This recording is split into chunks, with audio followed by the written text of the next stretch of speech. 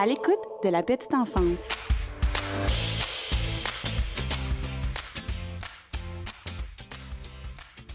Bonjour et bienvenue à l'écoute de la petite enfance. Je suis contente de vous retrouver pour un autre épisode. Ici Camille Desrochers et je serai avec vous pour la prochaine heure accompagnée de mon invité.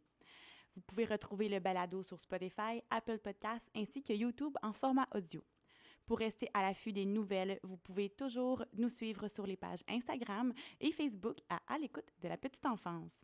Aujourd'hui, je trouve opportun de faire un épisode sur le sujet du jour parce que le 25 janvier 2024, donc il y a à peine plus de 2 mois, la Société canadienne de pédiatrie a publié un article portant sur le développement de l'enfant par le jeu extérieur risqué. C'est pourquoi Stéphanie Bellemare vient aborder ces sujets avec nous, soit le jeu risqué et la pédagogie par la nature. Bonjour Stéphanie et bienvenue au studio du C'est Fou 89.1 FM. Allô Camille, merci pour cette invitation. Ça me fait plaisir, ça va bien? Oui, je vais bien. Je suis vraiment contente de m'entraîner avec toi parce qu'on aborde un sujet qui est pour moi très important d'aborder pour la petite enfance. Avant tout, je vais te laisser te présenter aux auditeurs. Bien, comme tu l'as mentionné, je m'appelle Stéphanie Bellemare. Je suis enseignante au cégep de Shawinigan en technique d'éducation à l'enfance. J'enseigne ce programme depuis environ 4 ans.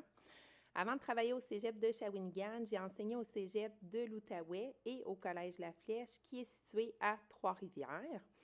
En plus d'être une enseignante pour les futurs éducateurs et les futures éducatrices, j'ai été moi-même éducatrice dans plusieurs milieux de garde éducatifs à l'enfance pendant environ 15 ans, dont 12 ans au même CPE. J'ai enseigné dans plusieurs types de programmes, soit le DEC, l'AEC, qui est l'attestation d'études collégiales, l'AEC COUD, puis autant en présentiel qu'en mode virtuel. Bref, j'ai vraiment plusieurs expériences de travail dans le domaine. Pour ce qui est de mon parcours scolaire, bien, j'ai fait le programme de technique d'éducation à l'enfance et j'ai obtenu mon baccalauréat, en sciences de l'éducation à l'UQTR en 2018. Oui, c'est ça. Super. Donc, puis aussi en tant qu'ancienne collègue, parce qu'on a déjà travaillé ensemble, Stéphanie et moi, je t'ai vu agir en tant qu'éducatrice, fait que je peux vraiment témoigner là, de ton dévouement, de ta passion puis de tes compétences là, dans le domaine. Puis je tenais vraiment à avoir un épisode qui portait sur les jeux risqués et la pédagogie par nature. Puis ton nom m'est venu vraiment rapidement là, à l'esprit pour aborder le tout. Puis avant, dans le fond, là, qu'on passe dans le vif du sujet, j'aimerais que tu nous expliques là, ce qui t'a amené à développer ton amour pour les jeux risqués et extérieurs. C'est vraiment une belle question. Écoute, j'ai développé un grand amour pour les jeux dits risqués et un désir profond d'appliquer une pédagogie par la nature, vraiment par les observations des comportements des enfants que j'ai fait. Mais c'est surtout par un ressenti personnel, comment je me sentais. Je me questionnais sans arrêt sur les codes, le cadre des règles qui étaient imposées aux enfants dans les cours extérieurs des CPE. Tu sais, j'étais comme plus convaincue que les limites que j'imposais moi-même aux enfants étaient toujours justifiées puis étaient présentes pour les soutenir dans leur développement. Pourtant, les règles, celles que je faisais appliquer, les règles de fonctionnement, mais elles avaient été choisies par moi et mon équipe de travail. Mais c'est comme si ma vision de l'éducation, du soutien des enfants dans leurs divers apprentissages avait soudainement changé. Je crois que je me suis mise à vraiment écouter ce que les enfants me disaient. Ils voulaient explorer le monde à leur rythme, ils voulaient découvrir leur environnement d'une façon autonome, mais avec mon soutien juste aux besoins. Ils voulaient que je réponde à leurs questionnements et que je les protège, mais seulement des vrais dangers. Ils voulaient sentir, ils voulaient goûter, toucher la nature, la comprendre, tester leurs limites. Puis tu sais, quand je dis que j'étais plus à l'aise avec mes interventions, c'est juste que j'ai remplacé le « ben touche pas aux roches ». Tu sais, tu dois les laisser par terre par des interventions style « oh, mais quelle magnifique roche! À quel endroit tu l'as trouvée? Qu'est-ce que tu vas en faire? Tu as combien de roches dans ton bac? » C'est quand j'ai changé cette approche-là auprès des enfants que je suis vraiment tombée amoureuse de la pédagogie par la nature, puis aussi par le fait même, par les jeux dits risqués. Puis, pour les gens qui nous écoutent, là, je vous le dis, quand Stéphanie, là, elle s'investit vraiment à 100%. Donc, j'ai vraiment hâte là, qu'on parle des bienfaits observés dans ta pratique en tant qu'éducatrice. Puis, pour revenir un peu sur ce que tu disais, là, toi aussi, en tant qu'éducatrice, as dû vivre là, cette contradiction de voici les règles et voici ce que je veux promouvoir. Puis j'aimerais ça savoir comment aujourd'hui, là, en tant qu'enseignante, tu vas transmettre cet amour-là à tes étudiants et tes étudiantes en leur présentant là, ces nuances-là dont tu me parles. Ah, mais c'est évident que je fais fréquemment un petit clin d'œil à la place des jeux risqués dans mes cours, quand les sujets des cours le permettent. C'est sûr que je l'ai appliqué comme tu l'as mentionné, puis j'y crois vraiment beaucoup. Donc, dès qu'il y a une petite opportunité, mais c'est certain que j'en parle. Tu sais, par exemple, à plusieurs reprises, j'ai enseigné des cours touchant la sécurité, que j'ai donné ces cours-là soit à l'AEC, à l'AEC Coude ou même au régulier. Le nom des cours pouvait varier, mais le cœur des cours était vraiment principalement la sécurité en milieu de garde. Tu sais, comme tu le sais, une des 3 missions des services de garde, c'est d'assurer le bien-être, la santé et la sécurité des enfants. Ça, c'est une des missions qu'on retrouve dans le programme éducatif Accueillir la petite enfance. Puis la sécurité, ben, c'est un peu compliqué. Elle doit être respectée notamment par des normes que les services de garde sont soumis.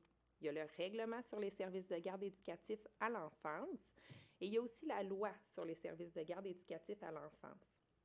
Il ne faut surtout pas oublier les recommandations que la santé publique nous demande d'appliquer.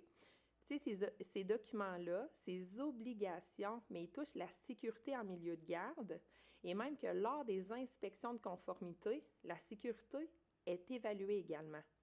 Ces inspections visent le renouvellement des permis des milieux de garde. Tu sais, c'est vraiment important de considérer ces documents-là. Fait que là, moi, je donne des cours sur ça. Puis là, je te donne des exemples de règlements pour te montrer à quel point ça peut être pointilleux, la sécurité. Le règlement 39 dit, je vais prendre une voix très pointilleuse, le titulaire d'un permis doit mettre à la disposition des enfants qu'il reçoit l'un ou l'autre des espaces extérieurs suivants. Par exemple, le premier, un espace extérieur de jeu entouré d'une clôture sécuritaire d'au moins 1,20 m de hauteur, situé à moins de 500 mètres de l'installation. Puis là, il y a plein d'autres critères. Fait que tu vois à quel point c'est quand même strict, les réglementations. Très défini, là. Très défini, très pointilleux, très prescriptif également. C'est aussi indiqué que cet espace doit être aménagé de façon adéquate et sécuritaire. Et s'il est doté d'une aire extérieure de jeu, celle-ci doit être adaptée à l'âge des enfants reçus. Je te donne un autre exemple de règlement, le règlement 100. Le prestataire du service de garde éducatif doit assurer que les enfants à qui il fournit des services de garde sont sous constante surveillance et qu'une attention plus particulière leur est accordée lorsqu'ils utilisent l'équipement de jeu ou lorsqu'ils participent à une activité extérieure ou à une sortie. Fait que, tu comprends que c'est certain que lorsque je présente les normes auxquelles les services de garde sont soumis, comme celles que je viens de te nommer, puis que je parle de l'importance du jeu actif libre, ainsi que la prise de risque, je cause souvent des conflits cognitifs chez mes étudiants et mes étudiantes. Je sais que dans leur pensée ou dans leur tête, ils doivent se dire « OK, Steph, là, tu veux qu'on soit sécuritaire pour protéger les enfants, il y a quand même des lois, il y a des règlements, tu nous les enseignes. Mais tu nous dis aussi de laisser les enfants prendre des risques. » Donc, c'est à ce moment-là que mon rôle d'enseignante entre en jeu. C'est important que je leur enseigne la différence entre le danger, le risque et la prise de risque. Ces 3 termes que j'aime vraiment définir selon la TMVPA, qui est la table sur le mode de vie actif, physiquement actif, ou le CIUS-MCQ. Il y a aussi le projet ALEX qui définit ces termes-là, qui sont super, qui est très intéressant. Tu sais, j'adore vraiment enseigner les cours qui touchent la sécurité parce que je partage des extraits vidéo de moments de vie en CPE lorsque moi-même j'étais éducatrice. Fait que, par exemple, des enfants qui font un jeu symbolique de cuisine à proximité de la rivière Millette à Trois-Rivières, puis qui s'engagent à escalader un tronc d'arbre qui est tombé au sol. Parce que, tu sais, tantôt, tu l'as nommé, moi aussi, je l'ai nommé, j'ai été éducatrice. Puis, dans le milieu de garde où j'étais, à proximité, nous avions accès à la rivière Millette. Puis là, quand on parle à la rivière Millette, on pense que c'est un grand étendu, très large, très grand. Mais où qu'on était, c'était environ grand comme un ruisseau. Puis j'avais un grand terrain vague à côté de mon installation où j'avais construit un tipi avec les enfants. Donc, je partage vraiment des extraits vidéo des moments où j'étais en prise de risque avec les enfants, mais pas moi, mais plutôt les enfants, où je les accompagnais, et aussi on était en pédagogie par la nature. Il y a aussi d'autres cours où que je parle de la prise de risque. Il y a les cours d'intervention éducative, dans laquelle il y a tout l'aspect des fameuses programmations. Tu sais, les planifications, elles peuvent s'appeler de cette façon-là aussi. C'est quoi une programmation? Bien, c'est un document qui est principalement destiné aux parents, qui indique les actions éducatives planifiées de la semaine ou pour les 2 semaines, tu sais, peu importe. Dans le fond, chacune des actions éducatives, une action éducative, c'est une activité. Ça peut être, par exemple, la chasse au coco, le bricolage que les enfants vont faire durant la semaine, mais elles doivent toujours être basées sur les observations des intérêts, des besoins et du développement des enfants. Donc, j'encourage toujours mes étudiantes et mes étudiants à inclure des actions éducatives à leur programmation qui permettront aux enfants de prendre des risques. Puis imagine ces risques-là, ils les réalisent à l'extérieur. Bon, je te donne un exemple. Tu sais, imagine un parcours moteur, quelque chose de quand même simple. Bien, le parcours moteur peut avoir été réfléchi et conçu sur la connaissance du développement moteur des enfants. Mettons là, qu'on est chez des poupons, on est dans un local où il y a des poupons puis qu'il y a des jeunes trottineurs qui sont tous capables de monter environ une marche, l'équivalent d'un bloc mousse, par exemple, qui est au sol. Mais mon étudiant ou mon étudiante peut créer un parcours avec un 2 marches. Donc, l'étudiant ou l'étudiante sera 100% disponible pendant la réalisation de ce parcours-là pour soutenir aux besoins les enfants qui prendront un risque, le risque de monter 2 marches pour la première fois. Donc, l'enfant s'engage dans ce risque-là. C'est en quelque sorte de l'étayage, si on veut. Puis imagine si ce parcours-là, je le répète, il est réalisé à l'extérieur. Puis dans des cours comme ça, bien, on parle aussi de la pédagogie de la nature. On la définit pour que les étudiants et les étudiantes la comprennent. Bien sûr, qu'ils comprennent ses fondements, ses approches. Puis tu sais, tu le sais, maintenant, le ministère y oblige le personnel éducateur, à sortir les enfants 1 heure par jour à l'extérieur. Donc, on voit l'importance d'aller à l'extérieur.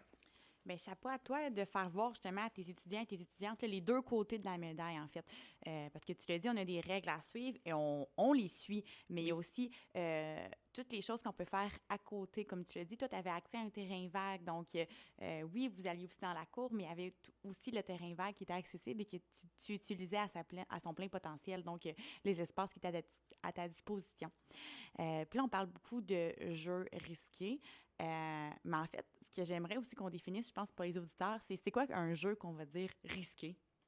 Assurément. Puis comme tu l'as mentionné tantôt, en début d'émission, dernièrement, la Société canadienne de pédiatrie a publié un article vraiment, vraiment intéressant sur le sujet.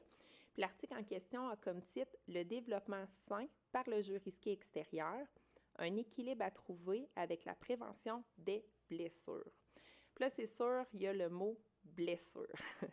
Les acteurs ont donné une définition complète, dans le fond, que j'avais envie de te partager du jeu risqué.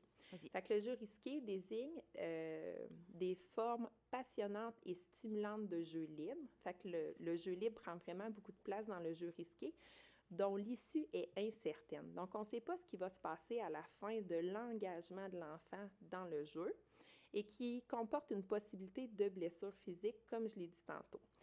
Puis souvent, les gens sont réticents à faire la promotion, même à s'engager dans des jeux risqués avec les enfants parce qu'ils ont peur, justement, des blessures.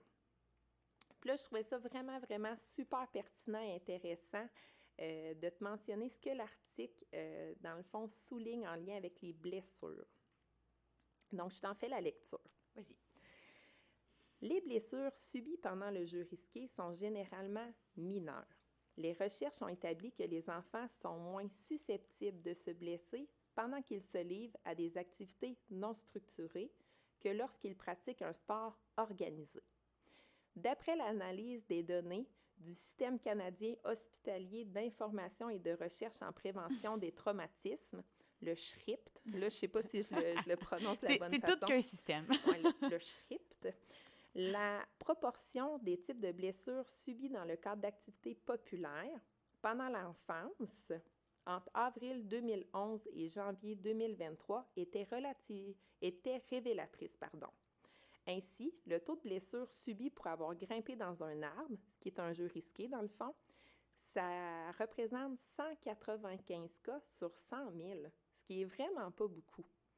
Puis c'est 5 fois à 22 fois plus faible que pour les autres types d'activités populaires, comme des chutes de structures de jeu. Quand je parle de structures de jeu, ça peut être les modules dans les parcs.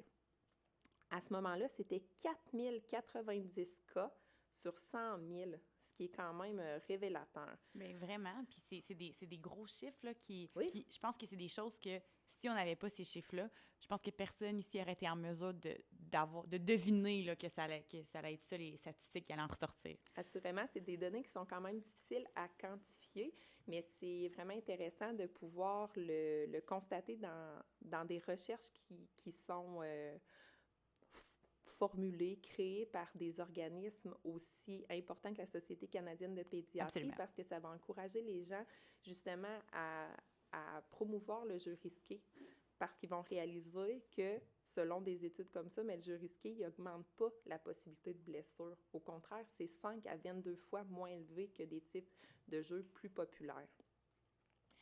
Puis tu sais, mettons, moi, quand j'étais éducatrice, par exemple, je faisais vraiment plus de rapports d'incidents ou d'accidents, ça dépend du milieu, Oui. comment qu'il l'appelle. Parce qu'un enfant avait donné, par exemple, un coup de pelle parce qu'il était en train de creuser dans la neige, que lorsque j'étais en milieu naturel et que je laissais les enfants libres, puis tu sais, surtout libres de s'adonner à des jeux risqués. Donc, j'ai vraiment rempli des documents officiels de blessures d'enfants quand les enfants n'étaient pas en jeu libre. Fait que ça aussi, tu sais, c'est mon expérience personnelle, mais c'est quand même révélateur. Absolument. Un autre point que je veux mentionner pour décrire le jeu risqué, c'est que dans le jeu risqué, il y a quelque chose de vraiment important, c'est qu'il y a un partage de responsabilité entre l'adulte et l'enfant. Tu sais, l'enfant, dans le fond, là, il fait le choix de prendre un risque. Par exemple, grimper dans un arbre. Il puise dans toutes ses connaissances, toutes ses acquisitions antérieures afin de déterminer si lui-même il est capable. Qu'est-ce qu'il va faire? Comment il va procéder pour grimper? Puis après, bien, c'est quand même à l'adulte un peu de déterminer est-ce que c'est un risque ou un danger?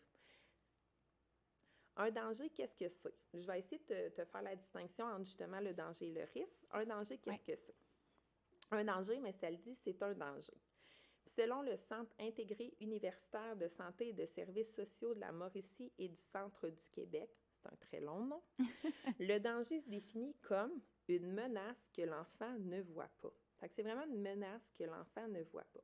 Par exemple, monter une petite montagne de sable où il y aurait plein de verres cassés, des bouteilles de bière ou juste du verre cassé.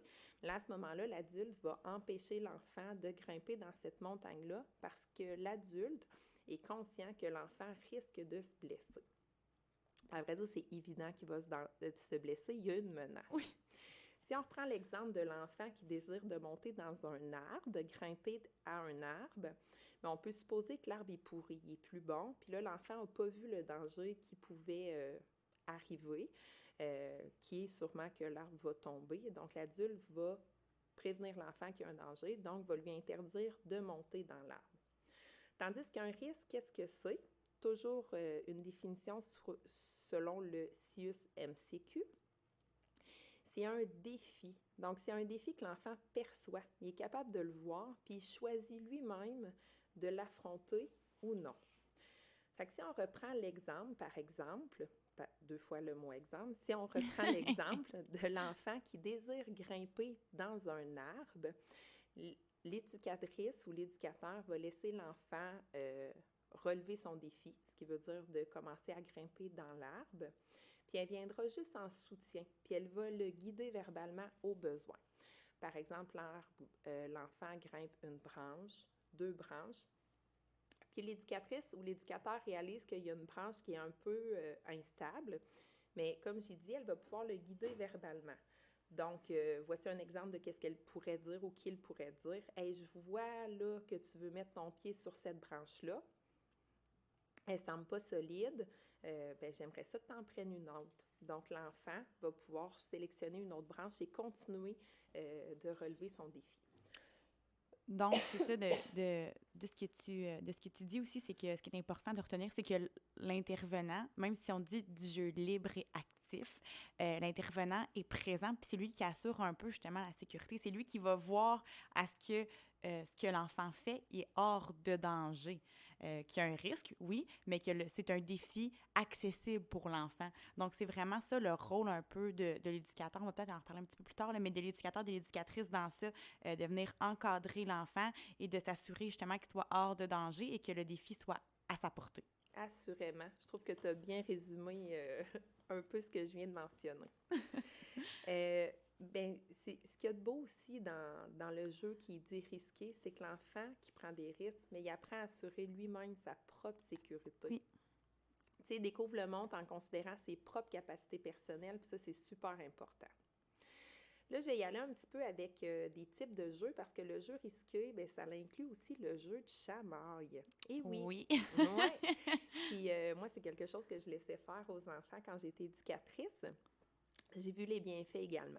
Mais, tu sais, je veux vraiment que les auditeurs comprennent bien que j'ai dit le jeu de chamaille, puis pas la bataille ou la guerre, là, peu importe, là. Mais la différence ici est vraiment, vraiment importante. Tu sais, dans le jeu de chamaille, comme je le définis, c'est qu'il n'y a pas de dominé et de dominant. C'est un jeu qui comporte, oui, de la bousculade, mais qui comporte surtout des sourires. L'objectif principal, c'est de s'amuser. C'est un jeu aussi où les acteurs participent volontairement. Puis les enfants, ils modulent même leur force. Donc, ils ne veulent pas blesser leur père. Fait qu'ils modulent vraiment leur force dans l'objectif de ne pas blesser leur ami.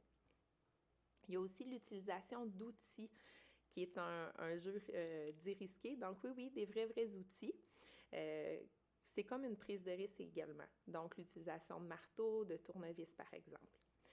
Moi, quand j'étais éducatrice, j'aimais vraiment ça, laisser des planches de bois dans mon local avec différentes vis et différents tournevis, là, des vis étoiles, des vis carrées, des vis plates.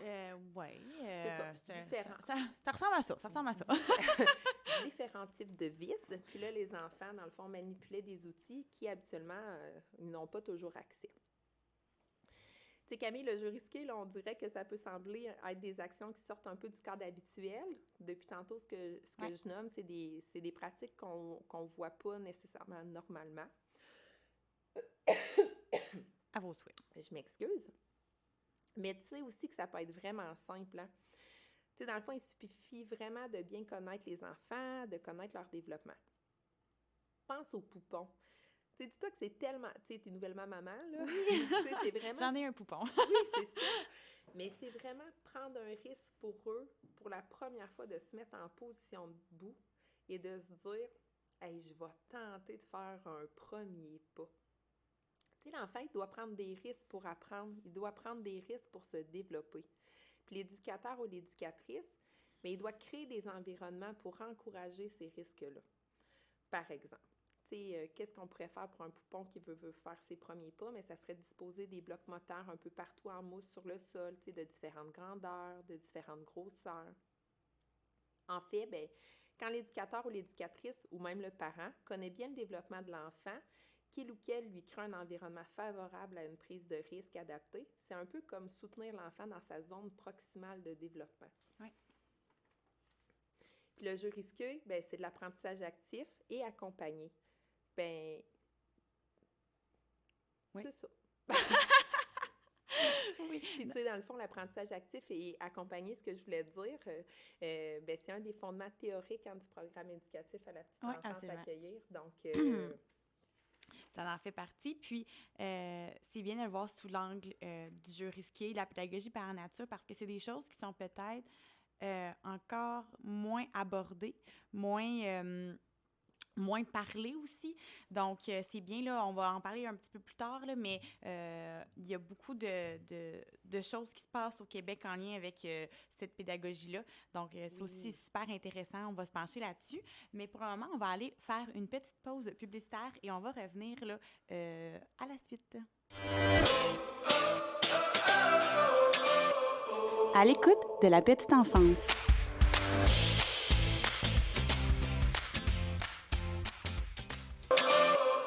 À l'écoute de la petite enfance.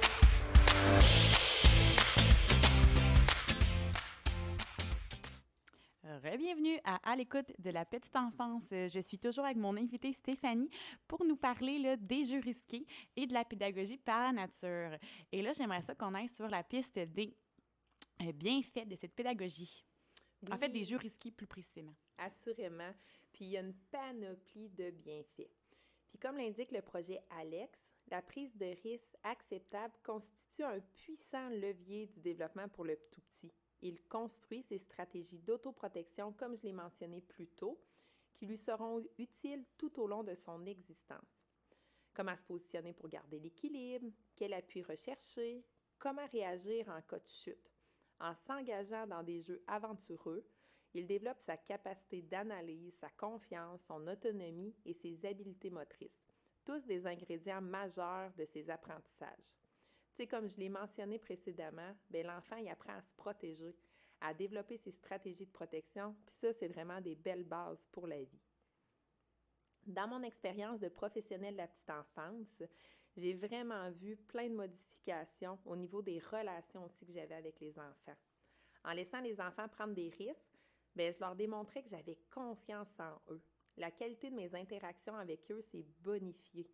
J'étais davantage dans un soutien aux apprentissages qui favorisait les échanges avec eux. Je les écoutais davantage et je faisais place à leur autonomie. Puis je pense qu'eux autres aussi étaient vraiment reconnaissants. J'ai vu aussi que les enfants ont une augmentation de leur expérience vraie. Ils ont pu toucher à du vrai matériel, des vrais troncs d'arbres pour grimper, des vrais cours d'eau enjambés, des branches pour se suspendre. C'était vraiment magique. J'avais l'impression que les enfants comprenaient plus le monde, plus l'environnement. J'ai pu constater chez les enfants une augmentation majeure de leur confiance en soi. Bref, là, tous les domaines du développement sont touchés. Par exemple, le domaine cognitif, le raisonnement causal, l'espèce de cause à effet, anticiper, calculer, comprendre des phénomènes. Ça fait quoi quand je marche sur une roche qui est mouillée? Ça glisse. L'enfant l'apprend par lui-même. Comme je le disais précédemment, il est en apprentissage actif dans le jeu risqué. Par exemple, le domaine physique et moteur, le développement sensoriel, le schéma corporel, la conscience du mouvement du corps, la motricité fine, la motricité globale. Mais c'est beau ce que tu me dis là parce que c'est des exemples en fait qui sont très concrets, qui sortent de ton expérience personnelle. Ce qui est encore plus beau, je trouve que ça vient vraiment là, bonifier les bienfaits là, que tu nous as montrés. Puis tu nous en as parlé aussi un petit peu là, des exemples de jeux risqués qui peuvent être à favoriser en milieu de garde ou à la maison, mais j'aimerais ça que tu nous en parles peut-être un peu plus davantage. Oui, puis avant de te nommer des exemples de jeux risqués, j'aimerais vraiment dans un premier temps je suggère toujours aux intervenants de se questionner sur eux-mêmes avant que les enfants prennent des risques en leur compagnie.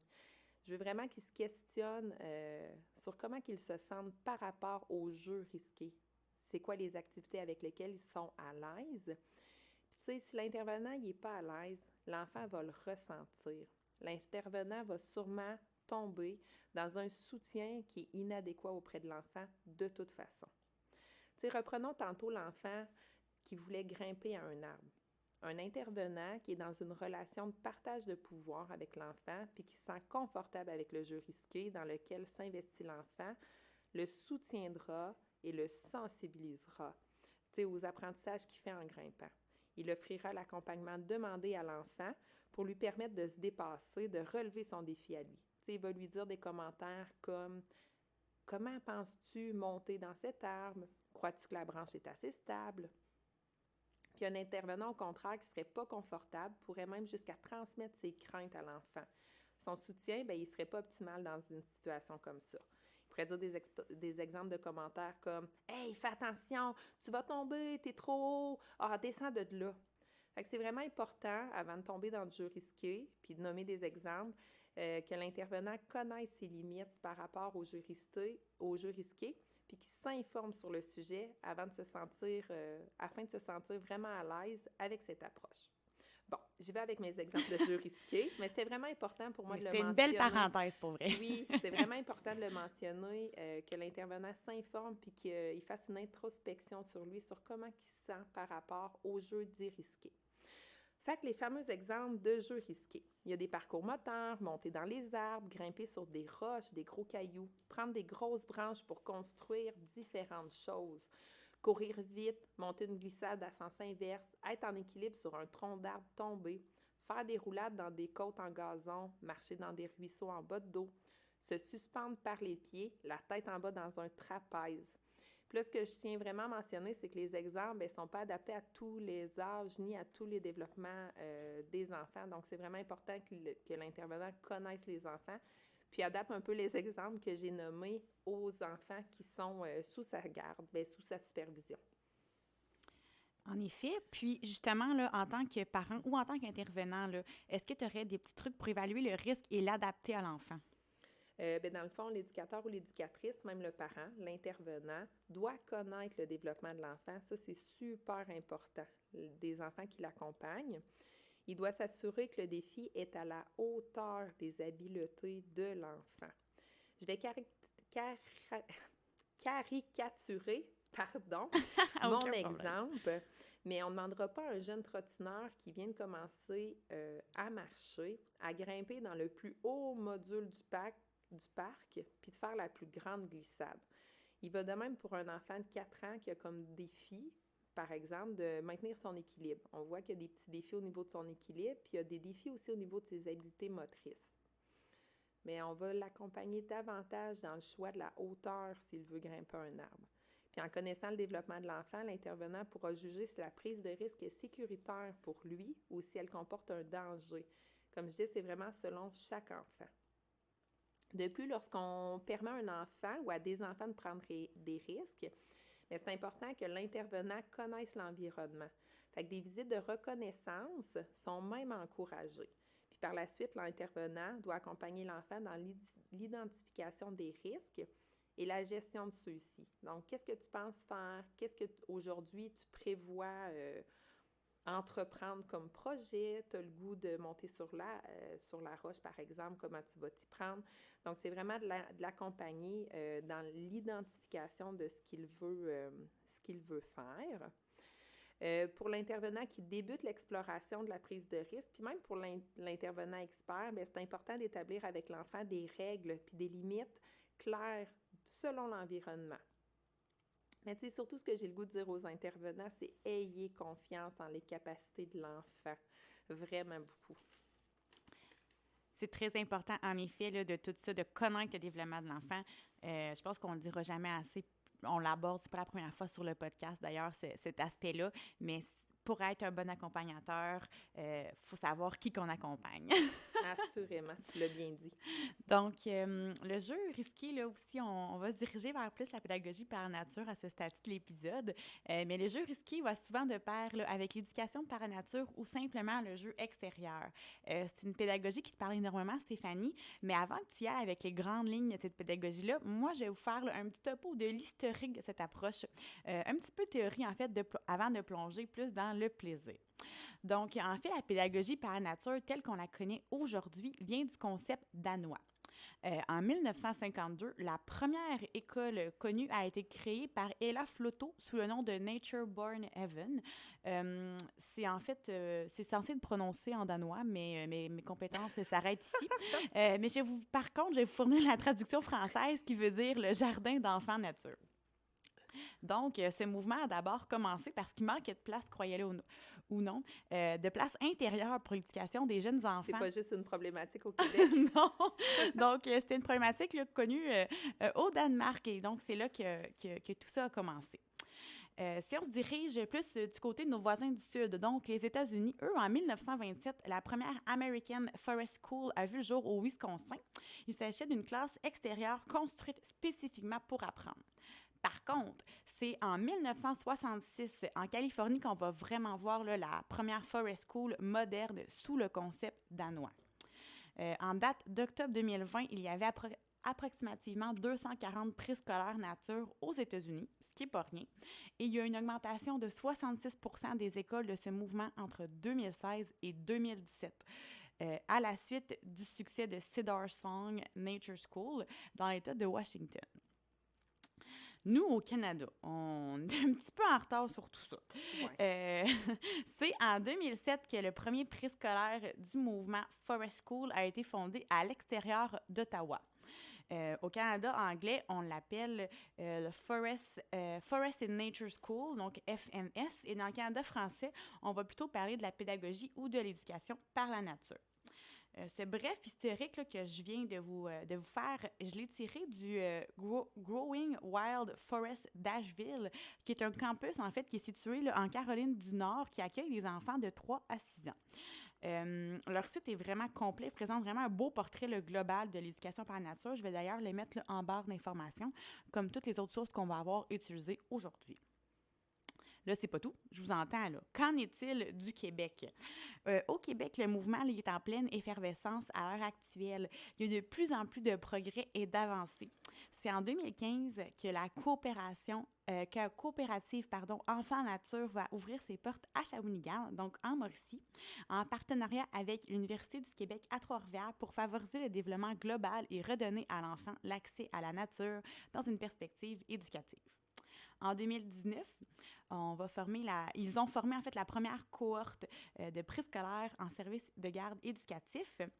Puis en 2020, l'AQCPE, donc l'Association québécoise des centres de la petite enfance, publie un document cadre de l'éducation par nature dans les services éducatifs à l'enfance de 275 pages à la suite de l'implantation de leur projet pilote Alex, comme Stéphanie en a parlé plus tôt dans l'épisode. Donc, Alex pour à l'extérieur. Donc, les CPE qui sont chapeautés là, par le projet d'implantation reçoivent la formation nécessaire pour appliquer pleinement là, cette approche. Pour le moment, ce cadre-là n'est malheureusement pas accessible sur le site de la QCPE, mais il va le redevenir là, sous peu et ce, gratuitement. Par contre, j'ai un lien qui donne accès à ce document plutôt que je vais pouvoir partager dans la barre de description. Donc, je vous invite à aller le consulter si c'est quelque chose qui vous parle. Ouf, j'ai fini ma partie théorique. C'est rare. Prends ton souffle. C'est ça. C'est rarement moi qui prends là, ces chaussures-là, mais aujourd'hui, je les ai mises pour faire cette petite historique avant de redonner la parole à mon invitée Stéphanie, parce que j'aimerais ça que tu nous parles en fait des fondements, des objectifs et des bienfaits de cette pédagogie-là. Mais tu sais, assurément que le jeu risqué, que j'ai parlé plus tôt, et la pédagogie par la nature sont vraiment interreliés. Donc, ça me fait vraiment plaisir d'en parler. Puis pour explorer la prise de risque chez l'enfant, bien, la nature, c'est vraiment le meilleur terrain de jeu. Un terrain de jeu bien, qui est rempli de différents défis, de différents obstacles, de différentes grosseurs et de grandeurs variées. Pour moi, puis tu sais, basé sur différentes lectures que j'ai faites, j'ai envie de vous partager ma définition de la pédagogie par la nature. Vas-y. Je vois la pédagogie par la nature comme un processus de séances régulières dans des espaces extérieurs, puis tu sais, préférablement en nature, où les enfants se développent à travers tous les domaines du développement qu'ils sollicitent grâce à ces 5 sens, et où les intervenants les soutiennent à travers toutes les occasions d'apprentissage qui se présentent à eux. La nature leur montre différentes occasions d'apprentissage constamment. C'est une façon de voir l'apprentissage des enfants par la vie. C'est avec la vie, c'est tellement beau, là, c'est tellement du concret. Ce sont des expériences riches de sens. Tu sais, quand j'étais éducatrice, là, j'ai vu les enfants se développer à une vitesse grand V à l'extérieur. Dans le fond, la nature aidait les enfants à se développer. C'est magique.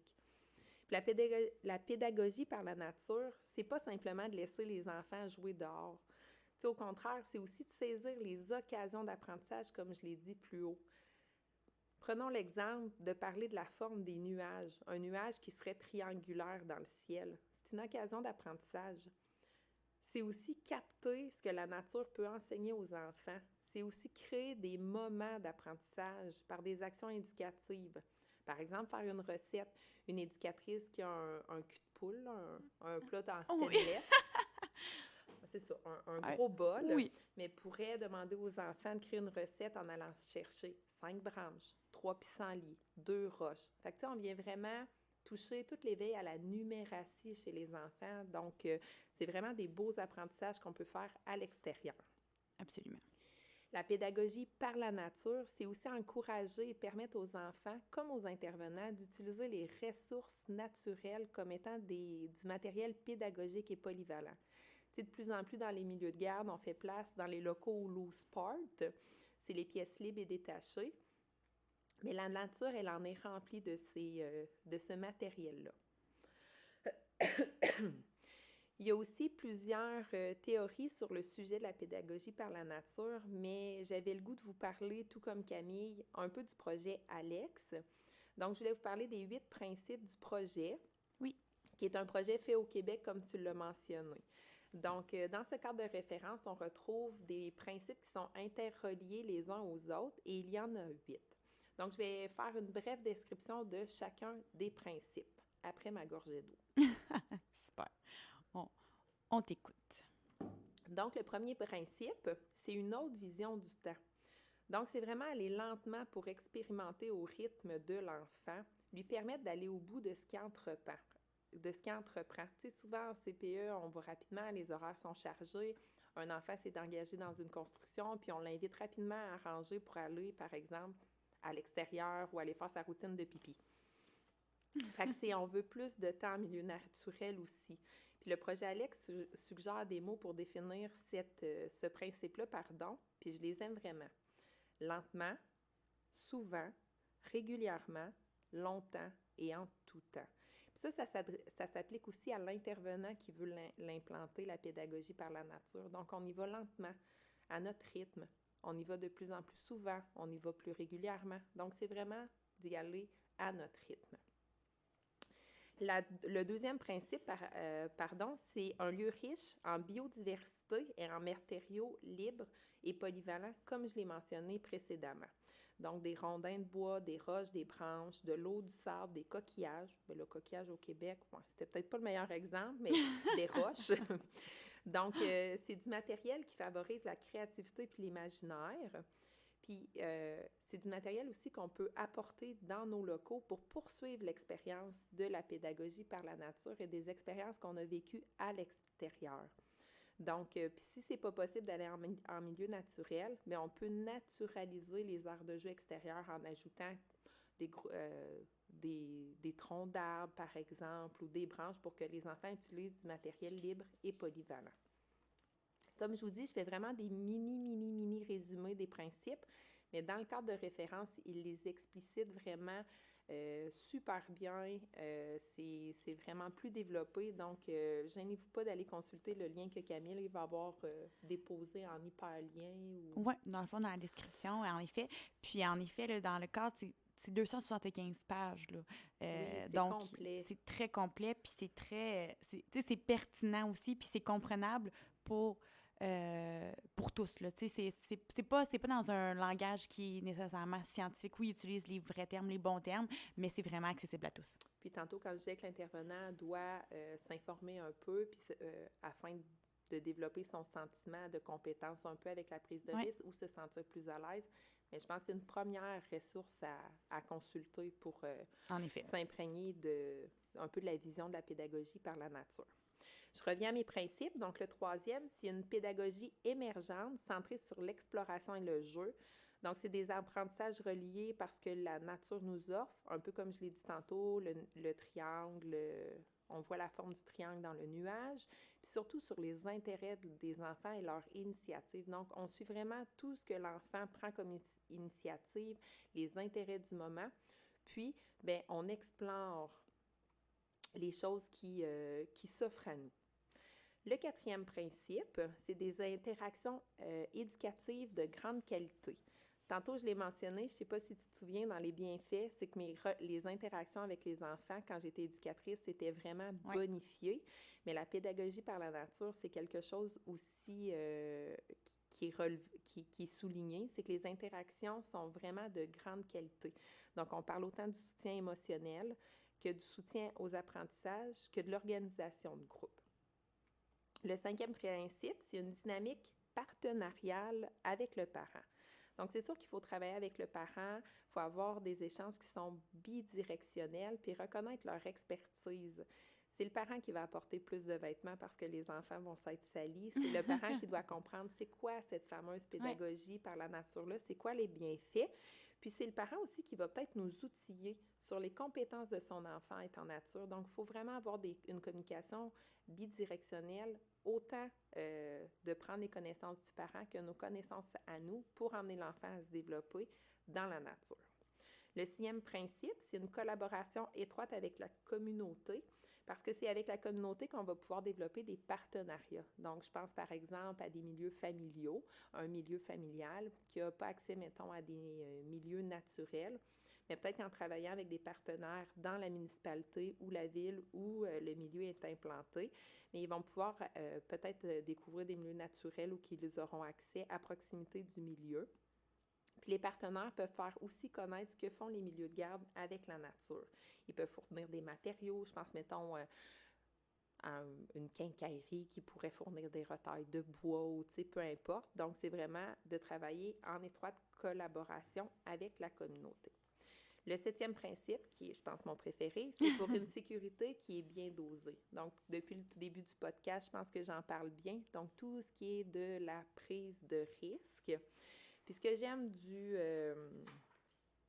cadre de référence Alex, c'est qu'il parle de la zone de délicieuse incertitude. Tu sais, pour eux, c'est ça la prise de risque. Donc, la zone de délicieuse incertitude, c'est vrai, incertitude. Voyons, je m'excuse. Incertitude, c'est que l'enfant n'est pas dans l'ennui. Donc, il ne trouve pas son moment plate, ennuyant ou que c'est trop facile. Puis, il n'est pas non plus dans l'anxiété de « ça va être trop difficile ». Donc, il est vraiment dans une délicieuse incertitude de se dire « OK, c'est un défi, je l'accomplis, est-ce que je vais le réussir ou pas? » Donc, c'est un titre c'est un nom qu'ils ont donné pour la prise de risque, puis je trouve vraiment que le nom est coquin, puis je le trouve vraiment génial. Donc, c'est le 7e principe qui est vraiment tout accordé à la sécurité qui est bien dosée. J'aime bien. Et le dernier principe, c'est l'éveil à la sensibilité écologique.